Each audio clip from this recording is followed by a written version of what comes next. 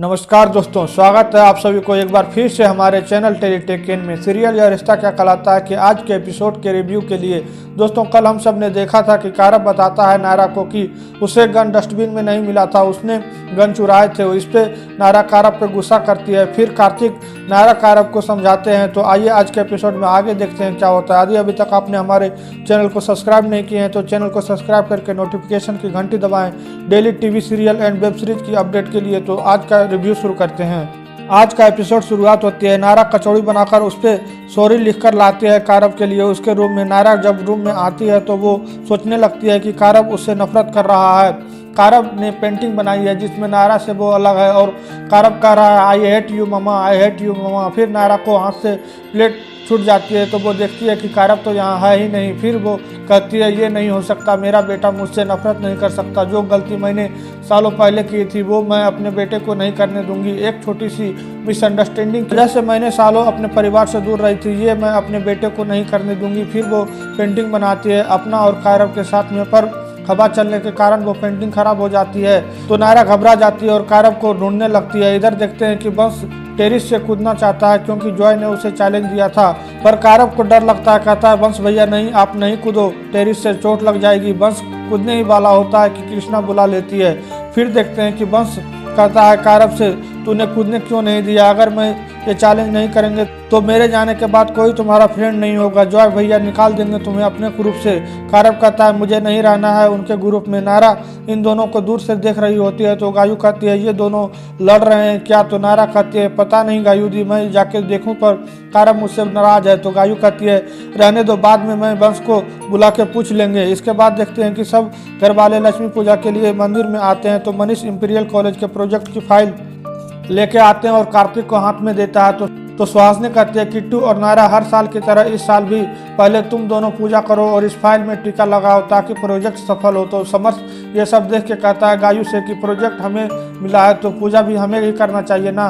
तो कार्तिक नायरा वो फाइल गायू के हाथ में देता है और नायरा कहते हैं ये प्रोजेक्ट समर्थ चाचू को मिला है तो पूजा तो गायू दी को ही करना चाहिए ना। लीजिए गायू दी, इसमें टीका लगाइए। फिर गायू उस फाइल में टीका करती है। उसके बाद समर्थ को कॉल आता है तो समर्थ मनीष से कहता है भाई साहब वो प्रोजेक्ट का पेपर तैयार है, जाके लेकर आता हूँ। तो मनीष कहता है ठीक है। तो सुहासिनी कहती है आरती के मुहूर्त हो गई है, आरती करके जाता। मनीष कहता है वो काम जरूरी थी माँ। आरती के समय कारब नायरा से दूर रहना चाहता है और नायरा से बात भी नहीं करता है। फिर आरती के समय वंश चला जाता है वहाँ से। कहता है मुझे कारब के लिए जो है भैया वाला चैलेंज पूरा करना ही पड़ेगा, नहीं तो मेरे जाने के बाद उसका कोई दोस्त नहीं रहेगा। वंश को नहीं देखता है कारब तो वो डर जाता है, सोचता है कहीं वंश भैया ने चैलेंज तो नहीं करने गए। तो कारब वंश को रोकने के लिए जाता है। नायरा जब दोनों बच्चों को नहीं देखती है तो सोचती है कि ये फिर से तो नहीं लड़ रहे ना, और कहती है सॉरी भगवान जी, पर बच्चों के लिए मुझे जाना पड़ेगा। और आरती छोड़कर कारब को देखने जाती है। तभी देखती है कि वंश टेरिस से गिरा है। वो दौड़कर जाती है उसे उठाने के लिए।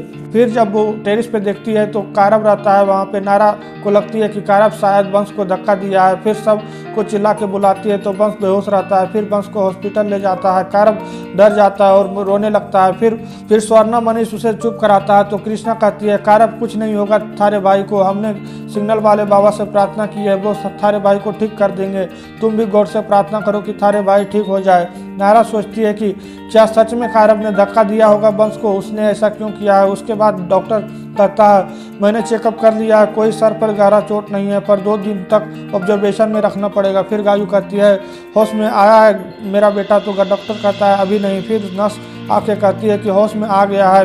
फिर गायू नायरा कार्तिक और अखिलेश जाके वंश से मिलता है। गायू पूछती है ये कैसे हुआ है, पर वंश कुछ नहीं बताता है।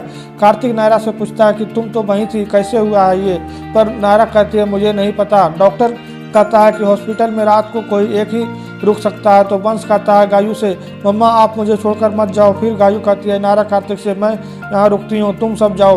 फिर हॉस्पिटल से कॉल आता है कि वंश हाउस में आ गया है। तो कारब थोड़ा शांत होता है कि वंश अब ठीक है। एपिसोड यहीं पे खत्म होती है। कैसा लगा आज का रिव्यू कमेंट में बताइए। वीडियो को लाइक शेयर करें एंड चैनल को सब्सक्राइब करके नोटिफिकेशन की घंटी भी दबाएं। Good bye, thanks for watching.